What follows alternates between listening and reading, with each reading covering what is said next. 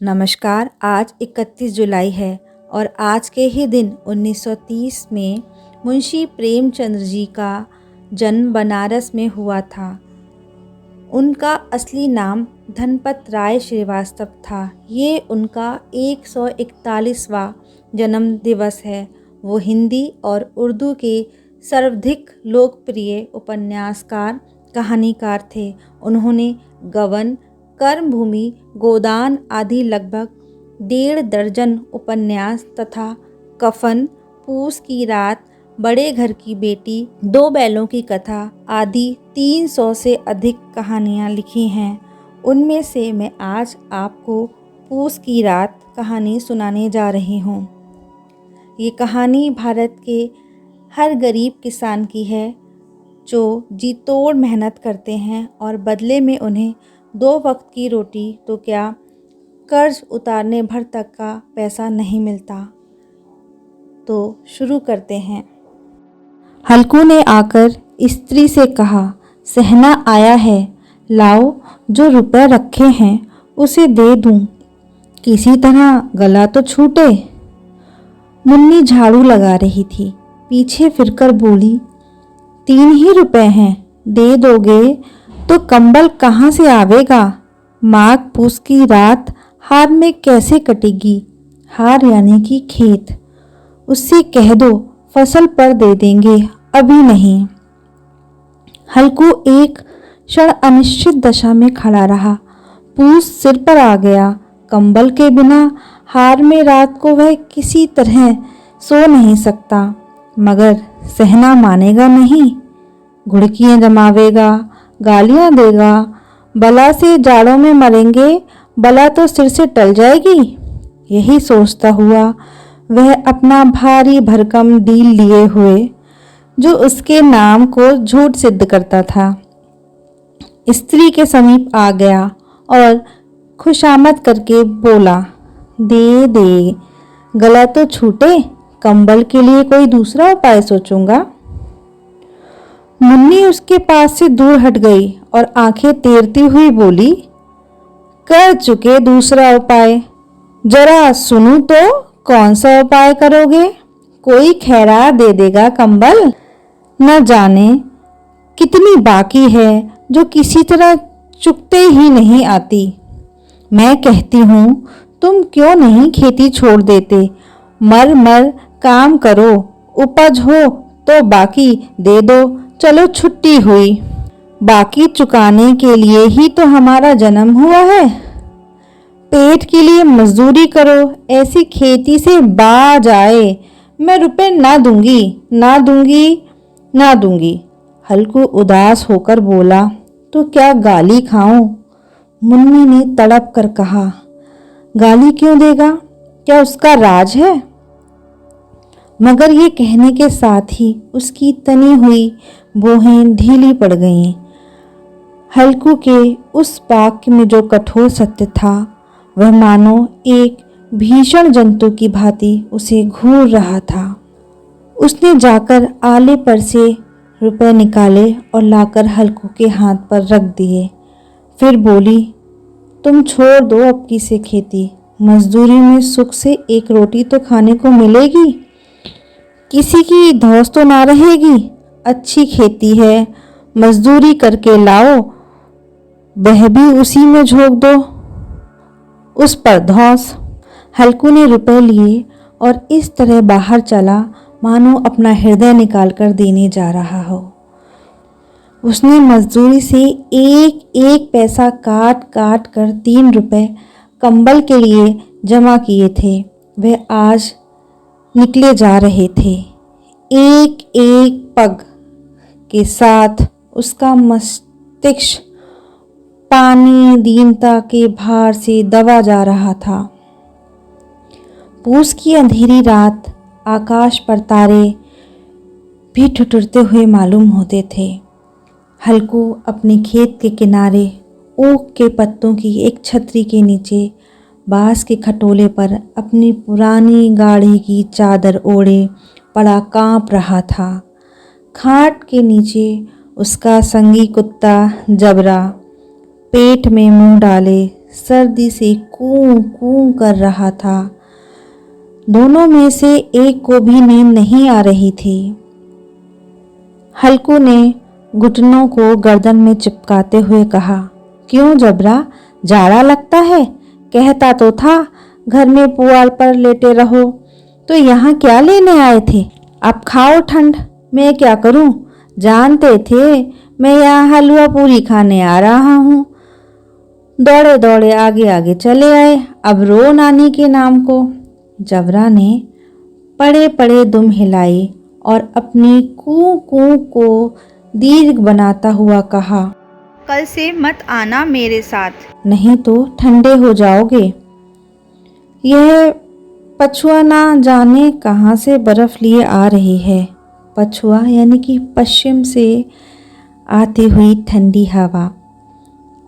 उठूं फिर एक चिलम भरूं, किसी तरह रात तो कटे। 8 चिलम तो पी चुका, यह खेती का मज़ा है। और एक भगवान ऐसे पड़े हैं जिनके पास जाड़ा आए तो गर्मी से घबरा कर भागे। मोटे मोटे गद्दे, लिहाफ, कंबल, मजाल है जाड़े का गुजर हो जाए। तकदीर की खूबी है, मजदूरी हम करें, मजा दूसरे लूटें। हल्कू उठा, गड्ढे में से जरा सी आग निकालकर चिलम भरी। जबरा भी उठ बैठा। हल्कू ने चिलम पीते हुए कहा, पिएगा चिलम? जाड़ा तो क्या जाता है, हाँ जरा मन बदल जाता है। जबरा ने उसके मुंह की ओर प्रेम से छलकती हुई आंखों से देखा। हल्कू, आज और जाड़ा खा ले, कल मैं यहाँ पुआल बिछा दूंगा, उसी में घुसकर बैठना, तब जाड़ा ना लगेगा। जबरा ने अपने पंजे उसकी घुटनों पर रख दिए और उसके मुंह के पास अपना मुंह ले गया। हल्कू को उसकी गर्म सांसें लगीं। चिलम पीकर हल्कू फिर लेटा और निश्चय करके लेटा कि चाहे कुछ हो जाए अब की सो जाऊंगा। पर एक ही क्षण में उसके हृदय में कंपन होने लगा। कभी इस करवट लेटता, कभी उस करवट, पर जाड़ा किसी पिशाच की भांति उसकी छाती को दबाए हुए था। जब किसी तरह ना रहा गया, उसने जबरा को धीरे से उठाया और उसके सिर को थपथपाकर उसे अपनी गोद में सुला लिया। कुत्ते की देह से जाने कैसी दुर्गंध आ रही थी, पर वह उसे अपनी गोद में चिपटाए हुए ऐसे सुख का अनुभव कर रहा था जो इधर महीनों से उसने ना मिला था। जबरा शायद ये समझ रहा था कि स्वर्ग यही है। अपने किसी अभिन्न मित्र या भाई को भी वह इतनी ही तत्परता से गले लगाता। वह अपनी दीनता से आहत न था जिसने आज उसे इस दशा में पहुंचा दिया, ना ही इस अनोखी मैत्री ने जैसे उसकी आत्मा के सब द्वार खोल दिए थे और उनका एक एक अणु प्रकाश से चमक रहा था। सहसा जबरा ने किसी जानवर की आहट पाई।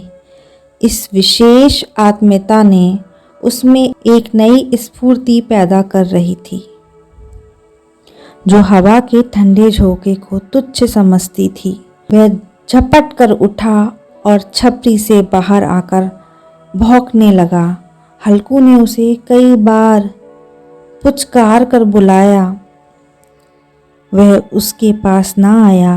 हार में चारों तरफ दौड़ दौड़ कर भौंकता रहा। एक क्षण के लिए आ भी जाता तो तुरंत ही फिर दौड़ता। कर्तव्य उसके हृदय में अरमान की भांति उछल रहा था। 1 घंटा और गुजर गया। रात ने शीत को हवा से धधकाना शुरू किया। हल्कू उठ बैठा और दोनों घुटनों को छाती से मिलाकर सिर को उसमें छिपा लिया। फिर भी ठंड कम ना हुई। ऐसा जान पड़ता था सारा रक्त जम गया है, धमनियों में रक्त की जगह हिम बह रही है। उसने झुककर आकाश की ओर देखा। अभी कितनी रात बाकी है। सप्तऋषि अभी आकाश में आधे भी नहीं चढ़े। ऊपर आ जाएंगे तब कहीं सवेरा होगा। अभी पहर से ऊपर रात है। हल्कू ने खेत से कोई एक गोली के टप्पे पर आमों का एक बाग था। पतझड़ शुरू हो गया। बाग में पत्तियों का ढेर लगा हुआ था। हल्कू ने सोचा चलकर पत्तियां बटोरूं और उन्हें जलाकर खूब तापूं। रात को कोई मुझे पत्तियां बटोरते देखेगा तो समझेगा कोई भूत है। कौन जाने कोई जानवर ही छुपा बैठा हो। पर अब तो बैठे नहीं रह जाता। उसने पास के अरहर के खेत में जाकर कई पौधे उखाड़ लिए और उनका एक झाड़ू बनाकर हाथ में सुलगता हुआ उपला लिए बगीचे की तरफ चला। जबरा ने उसे आते देखा, पास आया और दुम हिलाने लगा। हल्कू ने कहा, अब तो नहीं रहा जाता जबरू, चलो बगीचे में पत्तियां बटोरकर तापें। टाटे हो जाएंगे तो फिर आकर सोएंगे। अभी तो बहुत रात है। जबरा ने कू कू करके सहमति प्रकट की और आगे बगीचे की ओर चला। बगीचे में खूब अंधेरा छाया हुआ था और अंधकार में निर्दय पवन पत्तियों को कुचलता हुआ चला जाता था। वृक्षों से ओस की बूंदें टप टप नीचे टपक रही थीं। एकाएक एक झोंका मेहंदी के फूलों की खुशबू लिए हुए आया। हल्कू ने कहा, कैसी अच्छी महकाई जबरू, तुम्हारी नाक में भी तो सुगंध आ रही है। जबरा को कहीं ज़मीन पर एक हड्डी मिल गई। उसे चिचोड़ रहा था। हल्कू ने आग ज़मीन पर रख दी और पत्तियां बटोरने लगा। ज़रा देर में पत्तियों का ढेर लग गया। हाथ ठिठुर जाते, नंगे पांव गले जाते थे और वह पत्तियों का पहाड़ खड़ा कर रहा था। इसी अलाव में वह ठंड को जलाकर भस्म कर देगा। थोड़ी देर में अलाव जल उठा। उसकी लौ ऊपर वाले वृक्ष की पत्तियों को छू छू कर भागने लगी। उस अस्थिर प्रकाश में बगीचे के विशाल वृक्ष ऐसे मालूम होते थे मानो उस अथाह अंधकार को अपने सिरों पर संभालते हुए हों। अंधकार के उस अनंत सागर में यह प्रकाश एक नौका के समान हिलता मचलता हुआ जान पड़ता था। हल्कू अलाव के सामने बैठा आग ताप रहा था। एक क्षण में उसने दोहर उतारकर बगल में दबा ली। दोनों पांव फैला दिए मानो ठंड को ललकार रहा हो। तेरे जी में आए सो कर। ठंड की असीम शक्ति पर विजय पाकर वह विजय गर्व को हृदय में छिपा ना सकता था। उसने जबरा से कहा, क्यों जब्बर, अब ठंड नहीं लग रही है? जब्बर ने कूं कूं करके मानो कहा, अब क्या ठंड लगती ही रहेगी। पहले से ये उपाय ना सूझा? नहीं, इतनी ठंड क्यों खाते? जब्बर ने पूंछ हिलाई। अच्छा, आओ इस अलाव को कूदकर पार करें, देखें कौन निकल जाता है। अगर जल गए बच्चा तो मैं दवा ना करूँगा। जब्बर ने उस अग्नि राशि की ओर कतार नेत्रों से देखा। मुन्नी से कल ना कह देना, नहीं लड़ाई करेगी। यह कहता हुआ वह उछला और उस अलाव के ऊपर से साफ निकल गया। पैरों में जरा लपट लगी पर वह कोई बात ना थी। जबरा आग के गिर्द घूमकर उसके पास आ खड़ा हुआ। हल्कू ने कहा, चलो चलो, यह सही नहीं, ऊपर से कूद कर आओ। वह फिर कूदा और अलाव के इस पार आ गया। पत्तियां जल चुकी थीं। बगीचे में फिर अंधेरा छा गया। राख के नीचे कुछ कुछ आग बाकी थी जो हवा का झोंका आ जाने पर जरा जाग उठती थी, पर एक क्षण में फिर आंखें बंद कर लेती थीं। हल्कू ने फिर चादर ओढ़ ली और गरम राख के पास बैठा हुआ एक गीत गुनगुनाने लगा। उसके बदन में गर्मी आ गई थी, पर जो जो शीत बढ़ती जाती थी उसे आलस दबाए लेता था। जबरा जोर से भूं भूं कर खेत की ओर भागा। हल्कू को ऐसा मालूम हुआ कि जानवरों का एक झुंड खेत में आया है। शायद नीलगाय का झुंड था। उनके कूदने दौड़ने की आवाज़ साफ कान में आ रही थी। फिर ऐसा मालूम हुआ कि खेत में चर रही हैं। उनके चबाने की आवाज़ चर चर सुनाई देने लगी। उसने दिल में कहा, नहीं, जबरा के होते हुए कोई जानवर खेत में नहीं आ सकता। नोच ही डाले, मुझे भ्रम हो रहा है।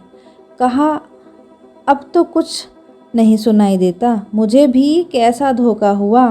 उसने ज़ोर से आवाज़ लगाई, जबरा जबरा। जबरा भौंकता रहा, उसके पास ना आया। फिर खेत के चरे जाने की आहट मिली। अब वह अपने को धोखा ना दे सका। उसने अपनी जगह से हिलना जहर लग रहा था। कैसा ददाया हुआ बैठा था। इस जाड़े पाले में खेत में जाना, जानवरों के पीछे दौड़ना असहाय जान पड़ा। वह अपनी जगह से ना हिला। उसने ज़ोर से आवाज़ लगाई, हिलो हिलो हिलो। जबरा फिर भौंक उठा। जानवर खेत चर रहे थे। फसल तैयार है। कैसी अच्छी खेती थी, पर ये दुष्ट जानवर उसका सर्वनाश किए डालते थे।